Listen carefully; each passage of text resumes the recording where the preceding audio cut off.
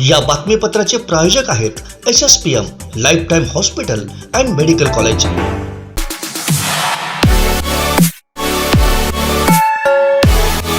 नमस्कार, हे आहे कोकणचं नंबर 1 महा चॅनल कोकण 7 लाईव्ह आणि आपण पाहतायत संध्याकाळच्या टॉप न्यूज।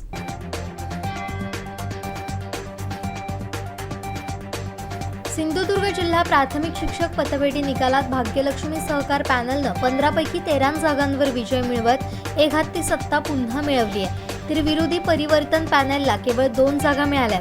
या विजयानंतर सत्ताधारी भाग्यलक्ष्मी पॅनलच्या कार्यकर्त्यांनी जोरदार शक्ती प्रदर्शन करत घोषणाबाजीनं पतपेढी परिसर दणाणून सोडला।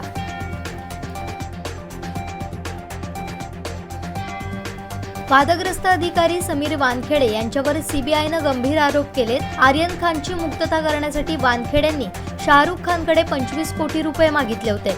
शेवटी 18 कोटींना डील पक्की झाली होती, असं सीबीआयनं आपल्या FIR मध्ये म्हटलंय। वानखेडेंच्या वतीनं किरण गोसावीनं 15 लाखांचं आगाऊ पेमेंटही घेतलं होतं, असाही आरोप सीबीआयनं केलाय। एवढंच नाही तर महागडी गाडी आणि हायफाय ब्रँड्सच्या कपड्यांबद्दल वानखेडेंनी नीट माहिती दिली नाही, तसंच परदेश दौऱ्याबद्दलही काही बाबी लपवून ठेवल्यात असा सीबीआयला संशय आहे। अकोला अहमदनगरच्या शेवगाव येथील घटनेनंतर त्र्यंबकेश्वर येथील मंदिरात प्रवेश करण्यावरून वाद निर्माण झाल्याचं पाहायला मिळत आहे। त्र्यंबकेश्वर शहरातील त्र्यंबकेश्वर मंदिरात काही लोकांनी बळजबरीनं प्रवेश करण्याचा प्रयत्न केला, यावरून तणाव निर्माण झाल्याचं समजतंय। मात्र पोलिसांच्या मंदिर प्रशासनाच्या हस्तक्षेपानंतर तणाव निवळला असला तरी मंदिर प्रशासनाकडून या घटनेच्या चौकशीसाठी पोलिसांना पत्रव्यवहार करण्यात आला।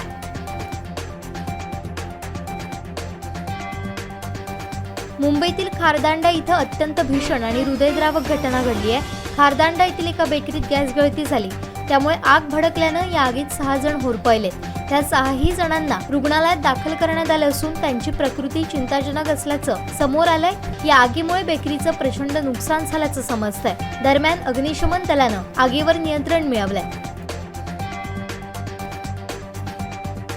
प्रसिद्ध नृत्यांगना गौतमी पाटील अडचणीत सापडली आहे। गौतमीच्या विरोधात पोलिसात तक्रार दाखल करण्यात आली आहे। बार्शी पोलीस ठाण्यात तिच्या विरोधात तक्रार दाखल करण्यात आली आहे। पहिल्यांदाच गौतमीच्या विरोधात तक्रार दाखल करण्यात आल्यानं गौतमीच्या अडचणीत मोठी वाढ झाली आहे। तसेच या प्रकरणातून सोलापुरात तिचा कार्यक्रम आयोजित करणाऱ्या आयोजकावरही गुन्हा दाखल करण्यात आला आहे।